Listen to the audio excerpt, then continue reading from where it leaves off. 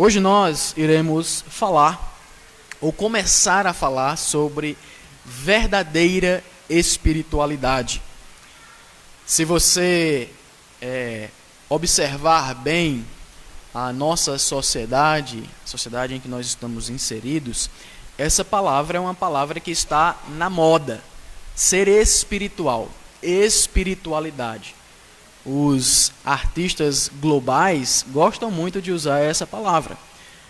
Palavra espiritualidade. Espiritualidade é essencial para a vida, para o desenvolvimento humano em sociedade, em comunidade. Alguns workshops de algumas empresas grandes no Brasil também abordam essa temática. Agora, pasmem, é uma espiritualidade sem Deus. Você já viu isso? Pois existe. Existe pelo menos a pretensão de algumas pessoas de serem espirituais ou de terem uma espiritualidade desenvolvida sem a presença de Deus. E quando nós olhamos para essas pessoas, nós percebemos o quanto elas estão distanciadas do que a palavra do Senhor nos diz sobre verdadeira espiritualidade. Então, eu queria começar com vocês, a partir de hoje, uma jornada, não sei quanto tempo ela vai demorar, mas o necessário para que nós compreendamos o que de fato é verdadeira espiritualidade. E nós estaremos tomando por base a carta de Paulo aos Filipenses, que nós extrairemos dali, daquela carta, as verdades necessárias para entendermos o que é de fato uma verdadeira espiritualidade. Mas, hoje à noite, antes de nós adentrarmos na carta em si, nós iremos olhar para o capítulo do livro do Novo Testamento que narra a fundação da igreja de Filipos, para nós entendermos um pouco como aquela igreja foi formada e quando nós mergulharmos na carta de Paulo aos Filipenses, nós já tenhamos algumas informações importantes, bem solidificadas em nossas mentes, para então compreendermos a mensagem do apóstolo Paulo à igreja de Filipenses. E uma das primeiras coisas que nós perceberemos no que diz respeito à verdadeira espiritualidade é a atuação do Espírito de Deus em nossas vidas. Não existe verdadeira espiritualidade sem a atuação direta, presente do Espírito Santo em nossas vidas. Sem a presença de Deus, a presença divina em nossas vidas. E quando nós olhamos para fundação da igreja de Filipos, nós percebemos exatamente isso. Como o Espírito de Deus, o Espírito Santo, estava agindo na vida daquelas pessoas que estavam com a incumbência de levar o Evangelho até aquela localidade. E como posteriormente a vida daquela igreja deveria ser também pautada na vida no Espírito Santo. Verdadeira espiritualidade não pode ser divorciada, dissociada do agir, do mover do Espírito Santo. Sem a atuação presente direta do Espírito Santo em nossas vidas, não há verdadeira espiritualidade. Por isso eu queria convidar você a abrir a sua Bíblia em Atos capítulo 16, e nós perceberemos aí em Atos capítulo 16 uma igreja plantada através da obstrução do Espírito Santo. É um dos textos mais curiosos que eu acho no Novo Testamento, no que diz respeito à ação soberana do Espírito Santo na vida da igreja, da plantação de uma igreja. Você, no decorrer do estudo, vai entender o porquê dessa obstrução do Espírito Santo ter sido fundamental para a plantação de uma igreja, e esta igreja, a igreja de Filipos, a igreja que nós iremos trabalhar a partir do próximo domingo na carta de Paulo aos Filipenses. Então, convido você a abrir aí a sua Bíblia em Atos capítulo 16. Atos capítulo 16, nós temos então a continuação da narrativa de Lucas a respeito da segunda viagem missionária do apóstolo Paulo. Então, nós temos aí, a partir dos versículos 36 do capítulo 15, a descrição do início de uma nova empreitada missionária por parte de Paulo, o apóstolo Paulo. E aí eu separei aí para a gente um mapa para nós observarmos como essa viagem ela procedeu e nós destacarmos aí alguns pontos. Aqui embaixo, aqui no sul, de amarelo, nós temos a Síria. E um pouquinho mais embaixo aqui nós temos a Judéia. Aqui é o ponto central da disseminação do cristianismo no primeiro século. Jerusalém é o ponto aqui de partida para a expansão do evangelho no mundo. É isso que Lucas narra em Atos capítulo 1, versículo 8.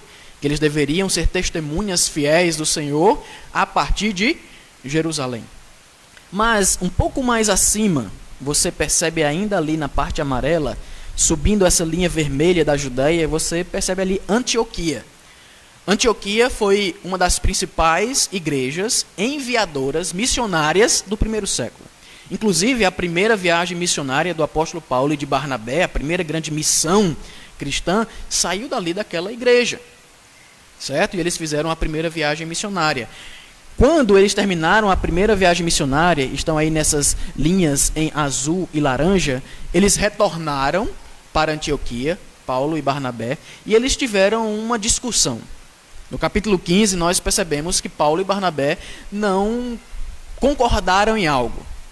Porque na primeira viagem missionária, João Marcos, que era primo de Barnabé, estava na missão.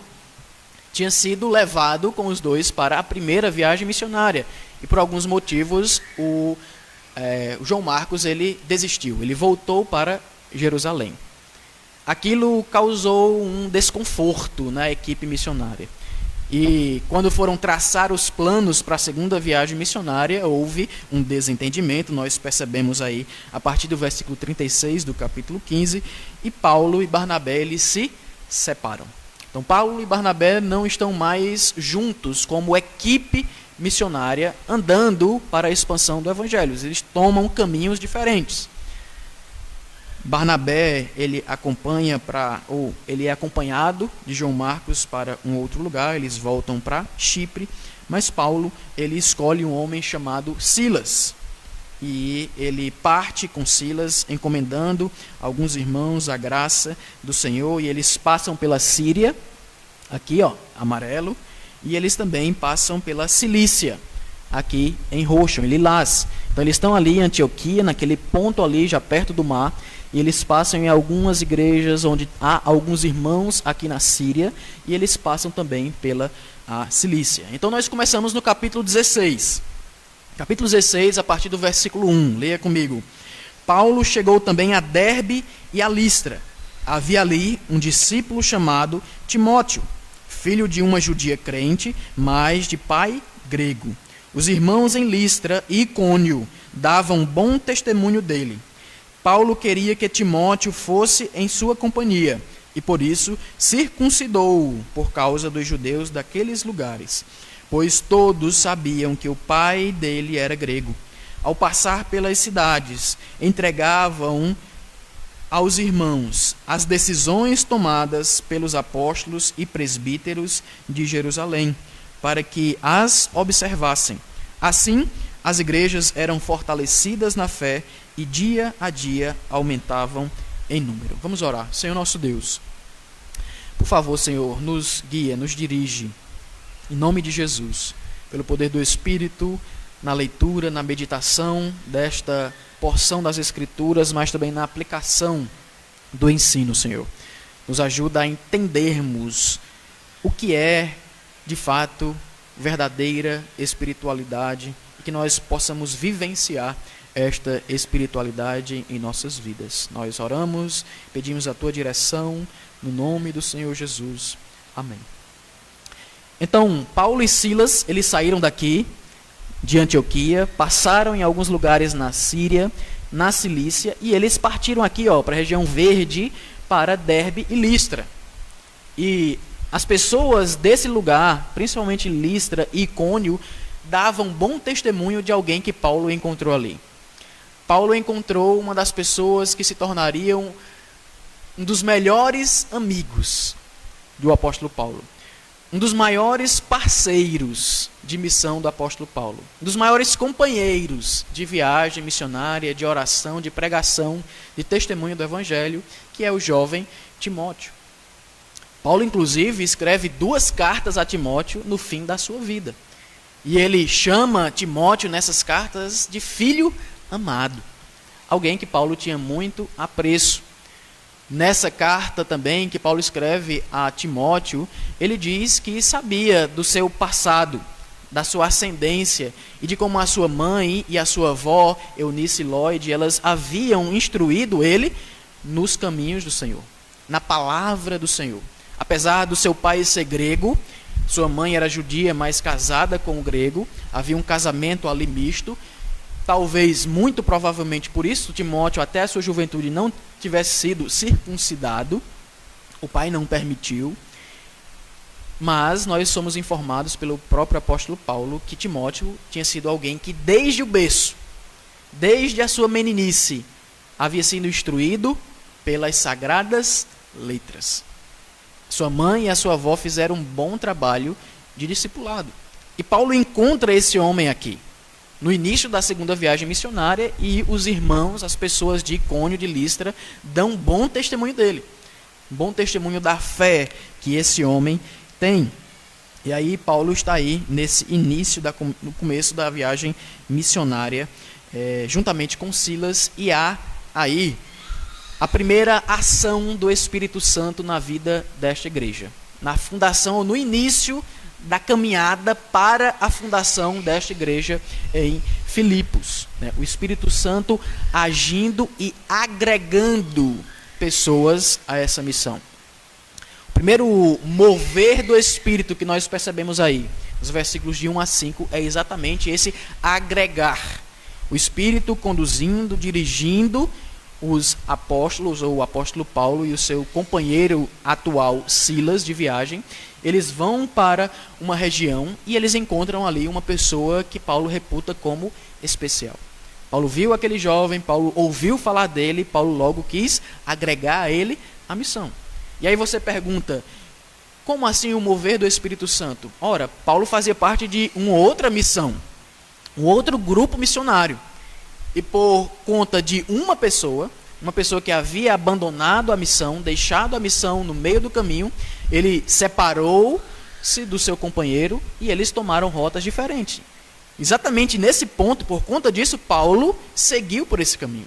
A segunda viagem missionária, ela seguiu esse percurso exatamente por conta dessa discussão entre Paulo e Barnabé, desse desentendimento, desse rompimento da missão. E aí Paulo encontra providencialmente, nessa região, um jovem chamado Timóteo, que será um grande líder da igreja do primeiro século também. Alguém que Deus usou para edificar, fortalecer a sua igreja, expandir o seu evangelho em toda aquela região, principalmente na região de Éfeso, onde Timóteo provavelmente pastoreou. Então, o que nós percebemos aí, nesses 5 primeiros versículos, é de fato esse mover do Espírito Santo, agregando este novo componente, essa nova pessoa, à missão do apóstolo Paulo. Algo curioso aí, que nós destacamos no texto, é exatamente essa atitude de Paulo em circuncidar Timóteo. Então, os apóstolos estão aqui vindo do capítulo 15. O apóstolo Paulo está vindo do capítulo 15. E no capítulo 15 houve o grande primeiro encontro ecumênico da igreja. Certo? O concílio da igreja em Jerusalém. E o debate desse concílio, o ponto principal desse concílio era como relacionar judeus e gentios dentro da igreja. Os judeus não queriam saber de se relacionar completamente com os gentios. Os gentios também ficavam receosos de desfrutar da comunhão dos judeus. E alguns problemas estavam surgindo. Os líderes começaram a ouvir esses problemas, as demandas começaram a chegar até eles, e eles decidiram fazer uma reunião onde todos participassem e eles deliberassem a respeito do que era mais acertado e guiado pelo Espírito Santo. E de fato o Espírito Santo deu uma resposta para eles e eles confeccionaram uma carta. confeccionaram uma carta que deveria ser circulada a todas as igrejas, a todos os irmãos e todas aquelas regiões ali que já havia chegado o evangelho. Inclusive Paulo e Silas, eles estavam com uma dessas cartas em mãos, ou várias destas cartas, ou desta carta, várias cópias dessa carta em mãos. E o texto diz que eles estavam ali passando pelos irmãos as decisões tomadas pelos apóstolos e presbíteros em Jerusalém, para que as observassem.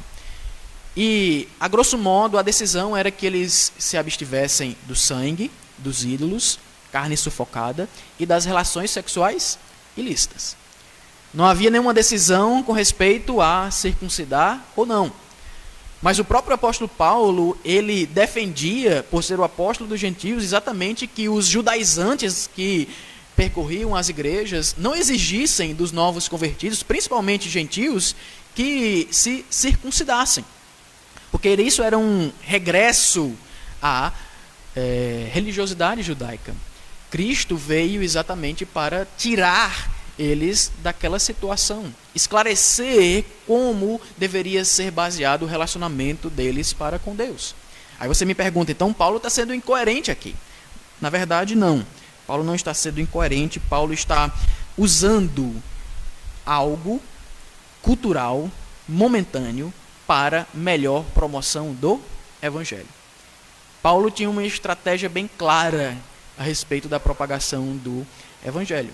Aquilo que não ferisse o evangelho, aquilo que não fosse de encontro à verdade do evangelho, ele fazia todas as coisas que eram lícitas, é claro, para que esse evangelho ele pudesse ser propagado. É isso que ele fala na carta, por exemplo, aos Coríntios, no capítulo 9. Então, Paulo aqui pega esse homem que tinha ascendência judaica, e a ascendência judaica era contada a partir exatamente da linhagem traçada pela mãe, que era judia, e ele pega esse homem que ainda não havia sido circuncidado, provavelmente porque o seu pai não havia permitido, e ele o circuncida com a sua permissão, para que ele passeasse, para que ele transitasse de maneira aberta, espontânea, sem impedimento entre os judeus. E que o evangelho fosse propagado, fosse pregado aos judeus também. Para que os judeus não tivessem nada de que o acusarem. Certo? Então, Paulo, ele faz isso com o jovem Timóteo, e curioso que ele não faz isso com Tito. Muito pelo contrário, ele bate o pé e ele não circuncida a Tito. Porque a perspectiva ali era outra. A perspectiva ali era exatamente do gentio se submeter à circuncisão sem nenhuma necessidade. Então, Paulo aqui ele está exatamente abrindo portas para o evangelho entre os judeus com essa circuncisão do seu companheiro agora, o Timóteo.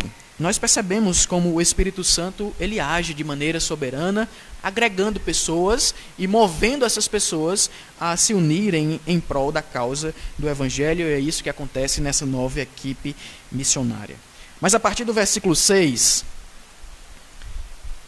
nós percebemos um outro movimento do Espírito Santo na formação, na fundação da igreja de Filipos.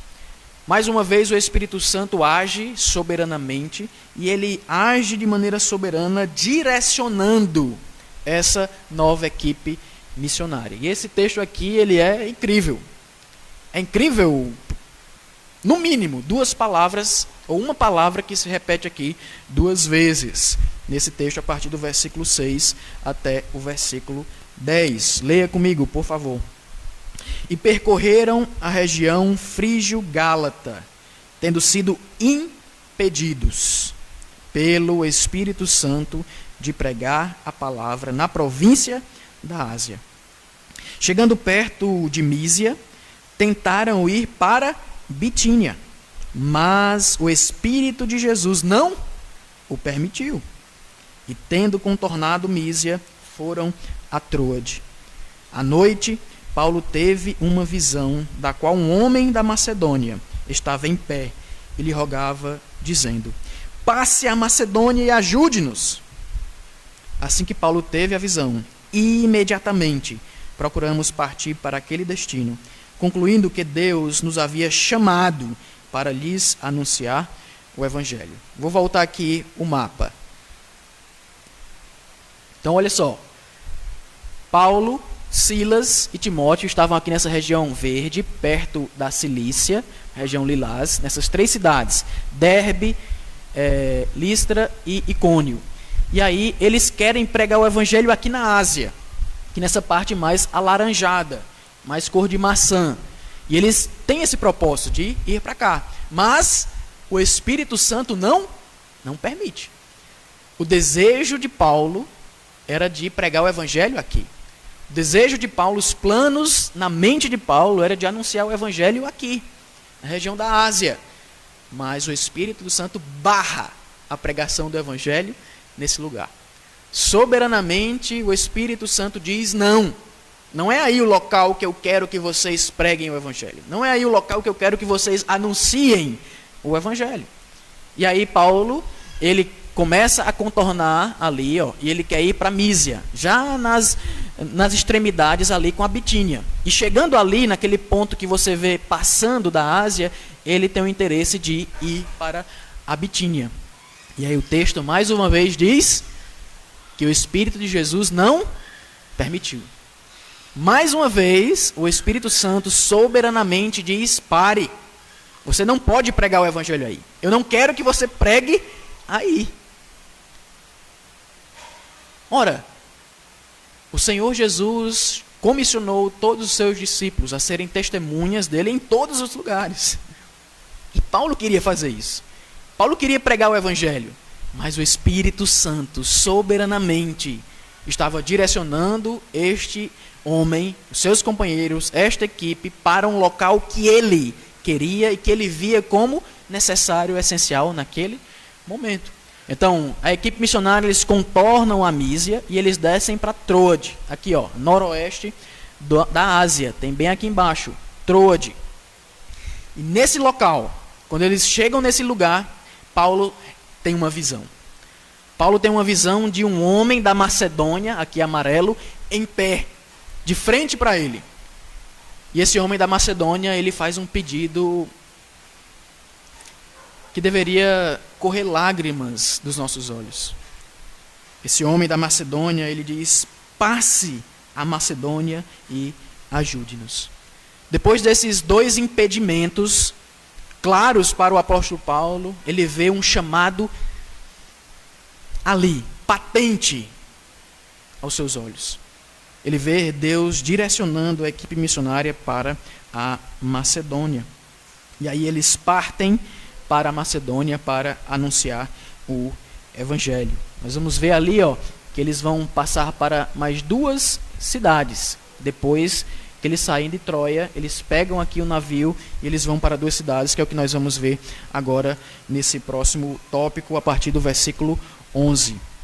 Nós percebemos a partir desse versículo 11 mais um movimento do Espírito Santo agindo de maneira soberana na vida dessa equipe missionária, a partir do versículo 11 aí, que diz: tendo, pois, navegado de Troade, fomos diretamente para Samotrácia, e no dia seguinte a Neápolis. Dali fomos a Filipos, cidade da Macedônia, primeira do distrito e colônia romana. Nesta cidade permanecemos alguns dias. No sábado, saímos da cidade para a beira do rio, onde nos pareceu haver um lugar de oração. E assentando-nos, falamos às mulheres que haviam se reunido ali. Certa mulher, chamada Lídia, da cidade de Tiatira, vendedora de púrpura, temente a Deus, nos escutava. O Senhor lhe abriu o coração para que estivesse atenta ao que Paulo dizia. Depois de ter sido batizada, ela e toda a sua casa nos fez esse pedido: se julgam que eu sou fiel ao Senhor, venham ficar na minha casa. E nos constrangeu a isso. Mais uma vez nós percebemos esse movimento soberano do Espírito Santo na fundação desta igreja. Nós estamos percebendo que o Espírito Santo, ele estava guiando essa equipe missionária desde o começo, desde o rompimento da antiga comitiva, melhor dizendo. E aí ele direcionou essa nova comitiva para outro lugar. Lugar que eles achavam que seria a Ásia, depois a Bitínia, mas na verdade era a Macedônia. Na verdade, o Espírito Santo estava guiando aqueles homens para aquele local. E o chamado foi dramático. O chamado foi em uma visão de um homem suplicando para que aqueles homens passassem às pressas a Macedônia. Porque eles necessitavam da mensagem que eles portavam. Eles necessitavam da mensagem que o apóstolo Paulo e a sua equipe missionária estava em mãos, estava pronto para lhes anunciar. Paulo entendeu esse chamado e eles se dirigiram a Filipos, uma cidade da Macedônia, uma cidade que recebeu este nome por conta exatamente de Filipe, o pai de Alexandre o Grande, e era uma cidade que naquele tempo era uma cidade importante. Era uma cidade que era colônia romana e que tinha uma certa significância para a região naquela época. E nós percebemos isso na leitura de alguns dados históricos daquela cidade. Algumas guerras haviam acontecido ali e uma das últimas guerras, o governo romano, o Império Romano, havia tomado aquela região, principalmente a região de Filipos, e haviam estabelecido ali o domínio. Eles haviam decretado ali, vamos dizer assim, que aquele território fazia parte do Império Romano sem mais nenhuma disputa. E o interessante aí nesse trecho, é que o apóstolo Paulo e a sua equipe missionária, versículo 13, todos os sábados, a ideia aqui é que recorrentemente, no sábado, Paulo e a equipe missionária estavam à procura de pessoas que estavam reunidas para buscar Yahweh. Pessoas que estavam em busca do Deus do Antigo Testamento. E ele encontra algumas pessoas. Eles se dirigem para perto de um rio e eles encontram algumas mulheres. Provavelmente aqui nessa cidade, nesse momento, não havia sinagoga. Não havia ainda uma sinagoga estabelecida ali. Se houvesse essa sinagoga, provavelmente aqui é porque as mulheres elas não podiam participar das reuniões e elas se reuniam aqui à beira do rio mesmo. Mas o mais provável é que naquela região não havia sinagoga. E mulheres e talvez homens, mas não são mencionados aqui, estavam reunidos ali perto do rio, principalmente por conta dos rituais de batismo que havia no judaísmo também. Então, o ritual do lavar-se com a água, de se purificar com a água, não é um ritual cristão. Não se inicia com o cristianismo, melhor dizendo. Mas já era uma prática no judaísmo. Você lembra que um profeta no Novo Testamento andava batizando as pessoas no Rio Jordão, não é verdade? O João, o Batista, aquele que batizava.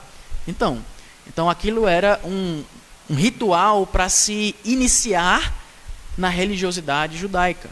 Então aqueles que não pertenciam ao judaísmo, eles passavam pela água e eles eram purificados, lavados, e aí eles se tornavam prosélitos, aqueles que seguiam a religião judaica. E aí o texto diz que uma destas mulheres, ela se destaca aí. Lucas, ele afunila aqui a lente e ele cita uma dessas mulheres, chamada de Lídia, da cidade de Tiatira. Você lembra onde, em outro lugar, aparece essa cidade? Em Apocalipse, né? É uma das 7 cidades onde há as cartas do Senhor Jesus por meio do apóstolo João, por meio do seu anjo, às 7 igrejas do Apocalipse. Então, olha aí comigo, Apocalipse capítulo 2, versículo 18. Ao anjo da igreja em Tiatira escreve: estas coisas diz o Filho de Deus, que tem os olhos como chama de fogo e os pés semelhantes ao bronze polido. Conheço as obras que você realiza, o seu amor, a sua fé, o seu serviço, a sua perseverança e as suas últimas obras, mais numerosas do que as primeiras. E aí ele continua aqui falando, elogiando, mas também exortando a igreja de Tiatira por conta da infiltração do pecado dentro da igreja. Mas o ponto aqui que eu quero ressaltar é que essa igreja, ela era uma igreja abastada também. Era uma igreja que tinha recursos, aparentemente. E Lídia, que era dessa cidade, Tiatira, ela era alguém de posses também. Ela era uma vendedora de púrpura. Púrpura era a cor utilizada pela realeza naquela época. E para se extrair esse produto de um ser marinho, era complicado, não era fácil. Então, o que nós percebemos aqui no texto é que essa mulher tinha recursos. Provavelmente era viúva, era a líder, a chefe da casa naquela época, e ela tinha outras pessoas debaixo da sua liderança. Nós vamos ver aí no texto que tanto ela como os seus, todos da sua casa, foram salvos, foram convertidos.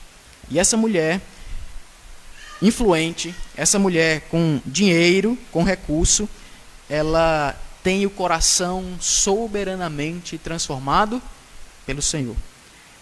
Esse texto é chocante. O Senhor lhe abriu o coração para que estivesse atenta ao que Paulo dizia. A ação de Deus em transformar alguém é uma ação totalmente da soberania de Deus. Nós não temos a capacidade de nos voltar para o Senhor com as nossas próprias forças. Nosso coração não quer isso. A nossa mente não entende isso. Mas Deus, soberanamente, Ele abre o nosso coração, assim como Ele abriu o coração de Lídia. Se não fosse o agir soberano de Deus na vida dela, muito provavelmente ela não se uniria àqueles homens, àquela mensagem do Senhor Jesus. E olhe que o texto diz que ela era uma temente a Deus. E eu já tenho falado aqui algumas vezes, temente a Deus nos reporta a uma classe específica de pessoas dentro daquele contexto. Haviam os judeus, haviam os gentios, haviam os judeus cristãos, haviam os gentios tementes a Deus e haviam os gentios prosélitos. Os prosélitos eram aqueles que assimilavam a religiosidade judaica, passavam pelos rituais, pelo batismo, pelo lavar das águas, pela circuncisão, adotavam a legislação judaica, mas continuavam sendo gentios. Mas haviam também aqueles que eram tementes a Deus, eram gentios, não passaram por todo esse processo, mas eles valorizavam a religiosidade judaica. Um dos mais conhecidos aqui no livro de Atos é Cornélio, no capítulo 10. Aquele homem também influente era um temente a Deus. Alguém que se afeiçoava à religiosidade judaica da mesma forma de Lídia. Então ela já era temente a Deus. Ela tinha condições financeiras. Ela poderia muito bem não querer saber daquela mensagem se dependesse somente dela. Mas o Espírito de Deus abriu o seu coração para que ela tentasse, entendesse as palavras do apóstolo Paulo. E o texto diz que ela foi batizada e todos da sua casa. E ela pediu que os apóstolos fossem até a sua casa. E eles se sentiram constrangidos. E a ideia aqui é que a animação, a alegria foi tal que eles não puderam negar esse pedido àquela mulher. A vida dela havia sido transformada. O Espírito Santo estava agindo em sua vida. O seu coração tinha sido aberto para a palavra do Senhor. E eles foram para a casa de Lídia, que provavelmente se tornou um ponto central da igreja de Filipos. Então, à medida que nós vamos lendo aqui essa passagem, nós devemos desde já, ir fazendo conexões, e sempre lá em Filipenses, lembrando de como essa igreja ela foi formada. Dessas personagens aqui, importantes. E muito do que o apóstolo Paulo vai falar lá, as pessoas lembravam de cenas reais que haviam acontecido. Cenas que foram descritas aqui nesse capítulo 16 e outras que não foram, mas eles sabiam. Eles vivenciaram essas cenas, mas o fato é que o Espírito Santo aí, ele move, convertendo as pessoas. Um outro mover do Espírito Santo aí, a partir do versículo 16 até o versículo 18, é o mover da libertação. O Espírito, ele liberta, e isso faz parte da fundação dessa igreja de Filipos. Essa cena, essa ocasião, estava entranhada na mentalidade dos moradores, dos cristãos que faziam parte daquela igreja. E o texto diz: aconteceu o quê? Indo nós para o lugar de oração, provavelmente o mesmo, na beira do rio, ou em outro lugar, mas provavelmente o mesmo, veio ao nosso encontro uma jovem possuída de espírito adivinhador, a qual, adivinhando, dava grande lucro aos seus donos. Seguindo a Paulo e a nós, interessante que aqui é onde começa o nós. Lucas se colocando na história, não apenas como aquele que registra, mas aquele que testemunhava os fatos. Nós gritava dizendo: estes homens são servos do Deus Altíssimo e anunciam a vocês o caminho da salvação. Isto se repetiu por muitos dias. Então Paulo, já indignado, voltando-se, disse ao Espírito: em nome de Jesus Cristo, eu ordeno que você saia dela. E na mesma hora o Espírito saiu. Mas ela estava pregando o Evangelho. Ela estava falando a verdade. Ela estava dizendo que aqueles homens eram servos de Deus e estavam anunciando a verdade. Era uma teologia correta aqui. Mas, irmãos, não basta ter a teologia correta. Não basta falar a verdade. O ministério do apóstolo Paulo estava correndo risco aqui. O ministério do apóstolo Paulo estava correndo um grande risco de ser associado a uma adivinhadora, a uma feiticeira, a alguém conhecida por atos ocultistas naquela época. E a palavra aqui é exatamente espírito de Piton. Era alguém que estava associado a um deus grego, a um deus grego, de adivinhação. E Paulo aqui não queria isso. É claro que o texto diz que ele ainda aguentou alguns dias. Alguns dias aquela mulher estava anunciando que esses homens eram servos de Deus, estavam pregando a verdade. Mas chegou um ponto que Paulo viu que havia necessidade daquilo romper. E também eu creio que a compaixão com respeito à própria jovem. Ela estava possuída, ela estava possessa de um espírito imundo. Ela estava escravizada, ela estava cativa daquele ser espiritual. E o texto diz que Paulo, voltando-se para o espírito, o expulsou em nome de Jesus, e na mesma hora o espírito saiu. O Espírito Santo, aqui na fundação dessa igreja de Filipos, ele estava agindo soberanamente também, libertando pessoas. Libertando pessoas que estavam cativas há muito tempo. E o texto diz que essa jovem, ela dava uma grande soma de lucro aos seus senhores. Ela estava andando e os seus senhores a seguiam, e eles ouviam o que ela estava falando, e as adivinhações que ela fazia gerava uma grande soma de dinheiro para eles. Perceba aí que a questão aqui, nós vamos ver a partir do versículo 19, que eles ficam indignados com isso que Paulo faz, não é porque a religiosidade deles estava sendo afetada. Não é porque a moral deles estava sendo afetada. Apesar de que eles vão alegar coisas semelhantes a essa. Religiosidade e baderna social, tumulto social. Mas o fato aqui é que o dinheiro havia sido encerrado. A fonte de lucro, por meio da espécie de escravidão, uma escravidão dupla daquela jovem, tanto espiritual como pelos próprios senhores. Quando essa fonte de lucro cessou, então entrou-se a indignação dessas pessoas. E aí no versículo 19 até o versículo 26, nós temos o outro mover, mais um mover do Espírito Santo na fundação desta igreja. Nós temos aí versículo 19 a partir do do capítulo 16, versículo 19 até o versículo 26. E nós temos esse mover da aprovação. A aprovação que o Senhor faz para com os seus servos. Quando os donos da jovem viram que se havia desfeito a esperança do lucro, agarraram Paulo e Silas e os arrastaram para a praça, à presença das autoridades. E levando-os aos magistrados, disseram: estes homens, sendo judeus, perturbam a nossa cidade, propagando costumes que não podemos aceitar, nem praticar, porque somos romanos. Eles falaram em dinheiro aqui? Não. Mas foi por causa do dinheiro. Mas eles não alegaram nada com respeito a dinheiro.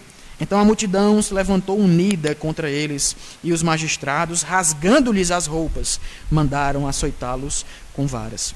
E depois de lhes darem muitos açoites, os lançaram na prisão, ordenando ao carcereiro que os guardasse com toda a segurança. Este, recebendo tal ordem, levou-os para o cárcere interior e prendeu os pés deles no tronco. Por volta da meia-noite, Paulo e Silas oravam e cantavam louvores a Deus, e os demais companheiros de prisão escutavam. De repente, sobreveio tamanho terremoto, que sacudiu os alicerces da prisão. Todas as portas se abriram e as correntes de todos os presos se soltaram. Incrível aqui.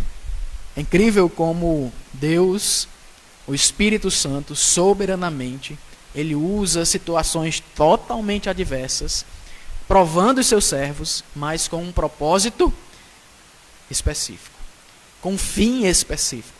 Um fim que muitas vezes nós não entendemos. Um fim que muitas vezes nós não conseguimos enxergar, por conta da nossa limitação, por conta da nossa falta de visão ampla, de amplitude que Deus tem. Mas aí, quando aqueles homens se enfurecem, e eles levam o apóstolo Paulo e seus companheiros para a praça, para as autoridades romanas, para os magistrados, eles acusam eles de maneira falsa. Eles não estavam ali dizendo a verdade. Eles não estavam acusando o apóstolo Paulo e os seus companheiros com a verdade. Esse é o fato. Eles estavam acusando eles com inverdades, acusações falsas. E os magistrados, sem cautela, sem cuidado, sem observarem, eles logo mandam que todos eles fossem torturados, fossem açoitados, fossem espancados. A expressão aí, rasgando-lhes as roupas, não é das autoridades, como os judeus faziam quando estavam indignados, né? Rasgando as vestes. Não, é rasgando as roupas do apóstolo Paulo e dos seus companheiros. Irmãos, rasgando a roupa aqui é deixando nu, deixando sem roupa, para a humilhação pública deles. E esses homens, por conta do Evangelho, por conta do mover de Deus, por conta do direcionamento do Espírito Santo, eles estão naquela situação, sendo espancados sem roupa. No meio da praça, todos estão vendo, sob acusações falsas. E eles são açoitados, muitos açoites, e eles são lançados na prisão. E o carcereiro, ele é instruído a guardar esses homens.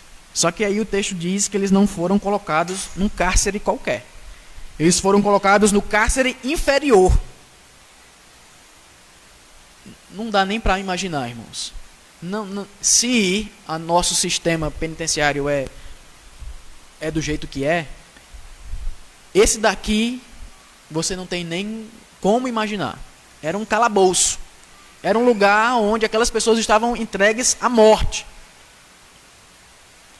E lembra, o apóstolo Paulo está aqui por conta do Evangelho.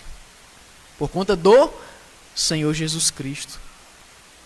Por intermédio da ação do Espírito Santo na sua vida e na vida dos seus companheiros de viagem. Mas o que choca, irmãos, é que por volta da meia-noite, esses homens estavam chorando, estavam tristes, estavam querendo morrer. Não, Eles estavam cantando alegres, louvando a Deus. E os seus companheiros de cela de prisão estavam ouvindo, estavam escutando os louvores, o testemunho, a pregação do evangelho do apóstolo Paulo. São nas oportunidades ou nas situações mais difíceis que nós podemos perceber a quem de fato nós adoramos, em quem realmente nós confiamos. Não são nas fáceis. Nas fáceis é fácil, mas nas difíceis é onde o teste vem. E para a glória de Deus, o apóstolo Paulo, Silas, Timóteo, eles passaram nesse teste. Eles estavam nessa situação decadente, deplorável, louvando a Deus. E os seus companheiros estavam escutando as orações e os louvores. Mas de repente um grande terremoto acontece. Um grande terremoto abala as estruturas daquela prisão e todos os cadeados, todos os aguilhões, todas as correntes são tiradas dali. Interessante que essa região, se nós voltássemos para o mapa, mas vai demorar, é uma região que está ali, o que hoje nós chamamos de Turquia Ocidental. Então a Turquia ela está em dois continentes. E tem uma partezinha que está na ocidental, que é exatamente ali na Macedônia. E vocês lembram que recentemente teve o que na Turquia? Um terremoto, né? Um grande terremoto. Então aquela região ali é uma região conhecida por haver terremotos. Mas o fato aqui é que esse terremoto, todos os outros são, mas esse terremoto tinha um propósito ali, específico, imediato, para a pregação do Evangelho. E aí, nós temos aí o outro movimento do Espírito Santo. É um movimento onde o Espírito Santo soberanamente salva outras inúmeras pessoas.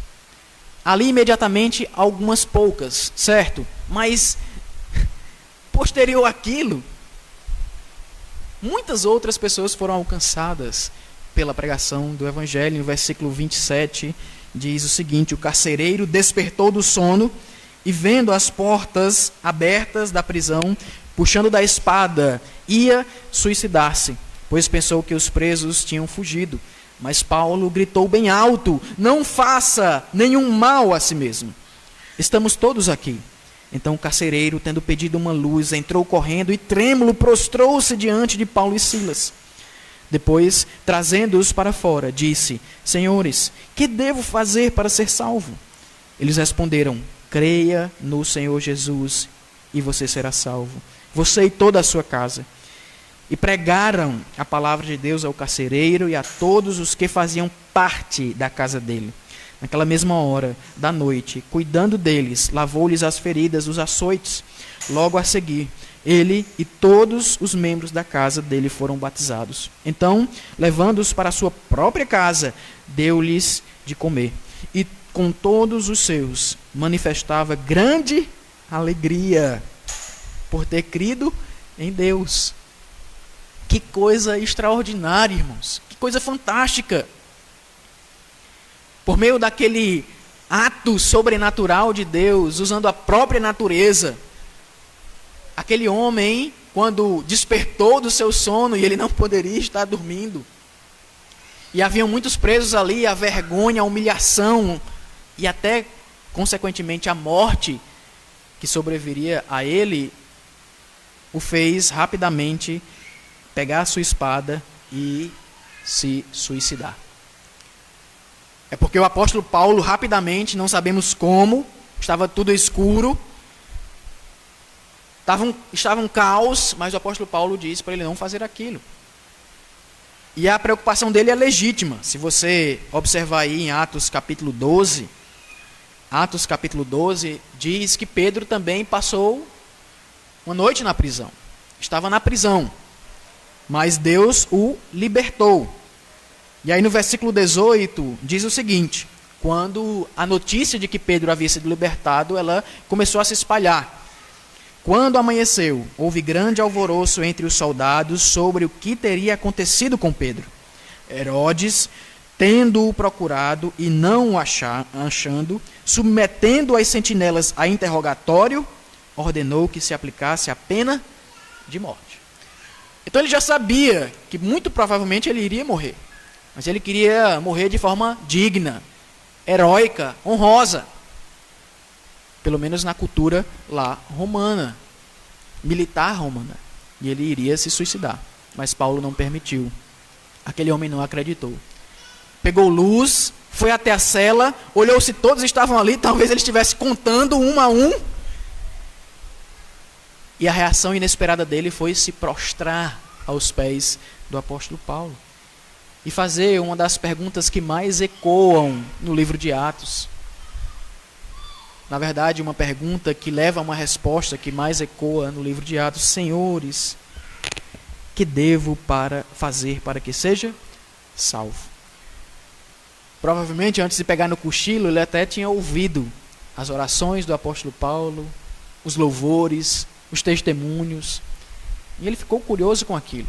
Como é que esses homens estão cantando, orando em uma situação dessa? Foram torturados durante o dia. Estão aí moídos nessa prisão horrorosa, a pior de todas. Mas eles continuam cantando. E além do mais, acontecendo isso, as portas se abrirem, continuam aí. Senhores, o que devo fazer para que sejam salvos? E Paulo disse diretamente para ele: creia no Senhor Jesus e será salvo. Você e a sua casa, toda a sua casa. E de fato isso aconteceu. Aqui mais uma vez, a necessidade, a importância de entendermos o gênero literário. E aqui nós estamos diante de um livro narrativo. Então, a ideia aqui não é que Paulo está prometendo que todas as pessoas que creem em Jesus, toda a sua família, será salva. Isso não condiz com a realidade. Mas o gênero aqui está dizendo que aquele homem, se ele cresce no Senhor Jesus, toda a sua casa também seria salva. Assim como Deus soberanamente agiria no seu coração, ele também agiria no coração da sua família, e isso aconteceu. Ele logo chamou seus familiares, levou até o local onde eles estavam, e Paulo lhes anunciou o evangelho, e todos foram batizados. A transformação desse homem foi tão patente que ele passou de um carrasco a um cuidador de um moribundo, que era o apóstolo Paulo. Ele estava ali para fustigar o apóstolo Paulo, se fosse preciso, piorar os seus ferimentos, mas ele passou a ser um cuidador, lavando os seus ferimentos, cuidando, tratando das suas feridas. E não somente isso, ele os levou para a sua própria casa, colocando mais uma vez aqui a sua função, a sua vida em risco. Levou aqueles presos para a sua própria casa. Irmãos, se isso não for o Espírito Santo agindo de maneira soberana, o fato é que é. E a fundação dessa igreja em Filipos foi marcada por esses movimentos do Espírito Santo, inclusive esse, salvando pessoas que nós não poderíamos imaginar que elas fossem salvas. E aí nós passamos ao último movimento do Espírito. Versículo 35 a 40. O Espírito Santo age aqui de maneira soberana, honrando os seus servos. Quando amanheceu, os magistrados enviaram oficiais de justiça com a seguinte ordem para o carcereiro: põe aqueles homens em liberdade. Então o carcereiro comunicou isso a Paulo, dizendo: os magistrados ordenaram que vocês fossem postos em liberdade. Portanto, vocês podem sair. Vão em paz. Paulo, porém, lhes disse: sem ter havido processo formal contra nós, nos açoitaram publicamente, nos jogaram na cadeia, sendo nós cidadãos romanos. Querem agora nos mandar embora sem maior alarde? Nada disso. Pelo contrário, que eles venham e pessoalmente nos ponham em liberdade. Os oficiais de justiça comunicaram isso aos magistrados. Quando estes souberam que Paulo e Silas eram cidadãos romanos, ficaram com medo.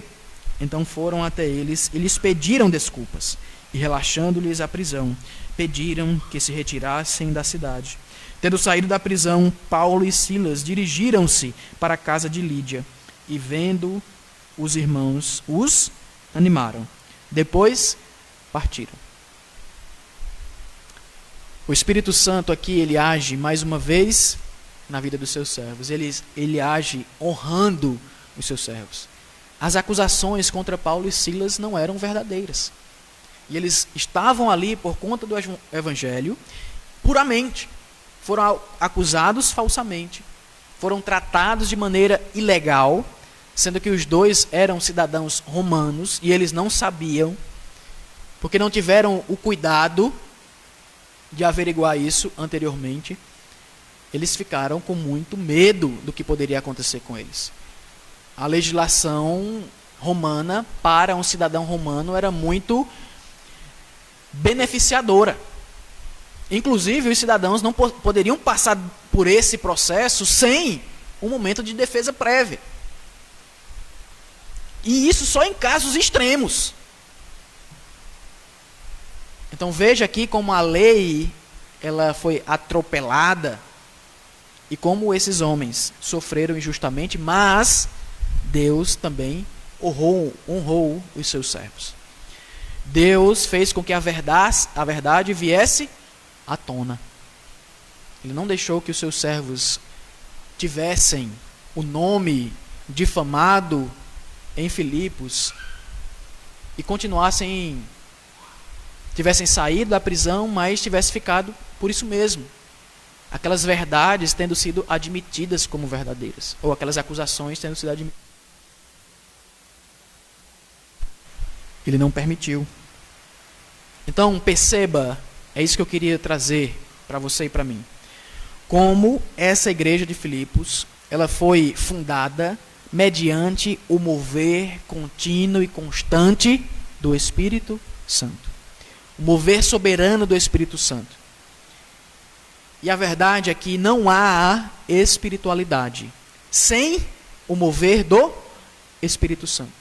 Não há verdadeira espiritualidade, como nós iremos aprender na carta aos Filipenses, sem o mover do Espírito Santo. A própria fundação da igreja foi mediante o mover contínuo e constante do Espírito Santo. E aí eu tenho algumas aplicações rápidas para nós, bem práticas. São realmente frases aplicativas. A primeira diz respeito à própria relação do apóstolo Paulo com Timóteo. Uma relação que você vai perceber, como eu já mencionei, que no decorrer da vida dos dois, ela vai se intensificando. E Timóteo, diz Paulo lá em Filipenses, ele não tinha alguém que ele conhecesse, que se importasse mais com os filipenses do que ele.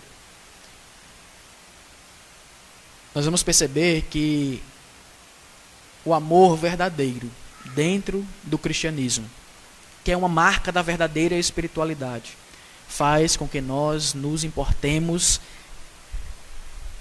de maneira sincera, profunda com a igreja. Sem esse envolvimento, sem essa preocupação sincera dentro da igreja, não há verdadeira espiritualidade. Paulo e Timóteo desfrutaram desse amor, dessa amizade, mas também esse amor transbordou a própria igreja de Filipos. Nós também devemos pensar na necessidade a ser suprida que somente a igreja pode realizar. Se lembra do varão macedônio? A quem foi que ele apelou? Ao apóstolo Paulo. Por quê? Porque o apóstolo Paulo tinha a única mensagem que poderia transformar aquela região. A única mensagem que poderia salvar, transformar pessoas. Era a mensagem do Evangelho, e essa mensagem está em nossas mãos. Nós precisamos compartilhar a mensagem do Evangelho, porque assim como o varão da Macedônia, muitos outros estão clamando a nós: passe aqui e me anuncie o Evangelho. Verdadeira espiritualidade envolve pregação do Evangelho, testemunho do Evangelho do Senhor Jesus Cristo. Outra coisa, a soberania na conversão. Não coloque os carros na frente do boi. A obra de converter, de mudar, de regenerar, não é nossa. A nossa obra, nossa parte é falar, anunciar, testemunhar. A mudança, ela é interna e ela é produzida por Deus, assim como ele fez com Lídia, assim como ele fez com o carcereiro. Outra aplicação, o cuidado que nós devemos ter para desassociarmos do evangelho aquilo que não é evangelho.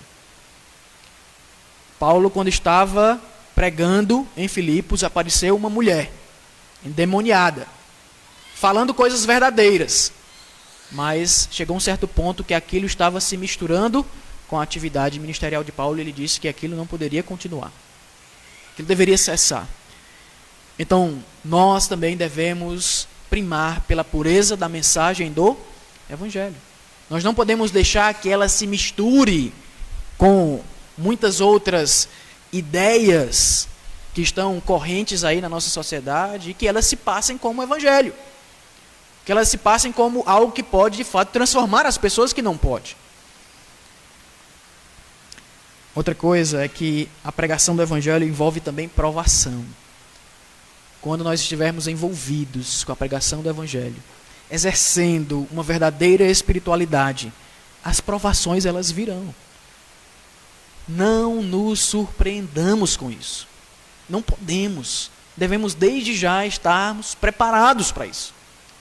Para as provações que virão, para aqueles que querem ser fiéis à propagação, à mensagem do evangelho. Paulo e Silas passaram por isso. Muito mais do que você e eu já passamos. Talvez, eu não conheço aqui a trajetória de todos, mas muito provavelmente. Outra coisa, Deus tem propósitos a serem cumpridos com o nosso sofrimento. Lembre disso. Deus tem propósitos bem claros na mente de Deus. Não são claros para nós. Eles estão turvados. Mas Deus tem. Nós precisamos nos agarrar a isso. Paulo e Silas estavam presos. Mas por conta daquela prisão, uma família inteira foi convertida, foi regenerada, e a alegria abundou naquela casa. Consequentemente, na igreja de Filipos, quantas e quantas vezes Paulo não fala em Filipenses, alegrai-vos, outra vez digo, alegrem-se no Senhor. Por último, cristianismo e justiça. O último bloco que nós percebemos aí foi Paulo exigindo justiça. Paulo exigindo que a lei fosse cumprida. Eles haviam sido açoitados, torturados, presos injustamente, por conta da pregação do evangelho. E Paulo pede um pedido de desculpa público, uma retratação pública, porque eles não poderiam fazer aquilo. Infelizmente, nós, cristãos, muitas vezes nós temos a tendência de irmos contra as leis estabelecidas. E aquilo que não é contra a palavra de Deus é obrigação sua e minha de obedecer. Aquilo que não nos faz obedecer mais aos homens do que a Deus é obrigação nossa como cristãos obedecer e dar um bom testemunho aí também. Que nós zelemos pelo cumprimento da justiça também. Que nós observemos esse âmbito tão importante da nossa vida cristã também. Vamos orar. Senhor, obrigado, Senhor, pela Tua palavra. Obrigado por ter passado por esse texto, em Atos 16, observado alguns pontos fundamentais, Senhor, na fundação dessa igreja, que nós iremos voltar os nossos olhos de maneira mais detalhada. Nos ajuda, Senhor, a fazer os links necessários, edificantes, a partir das exposições da epístola, com o próprio contexto desta igreja. E que nós tenhamos a nossa espiritualidade cristã cada vez mais amadurecida, trabalhada, aperfeiçoada mediante a tua revelação e o mover do Espírito Santo em nossas vidas. Em nome de Jesus, que eu te peço pelos teus servos e servas que aqui estão e aqueles que não puderam vir. Amém.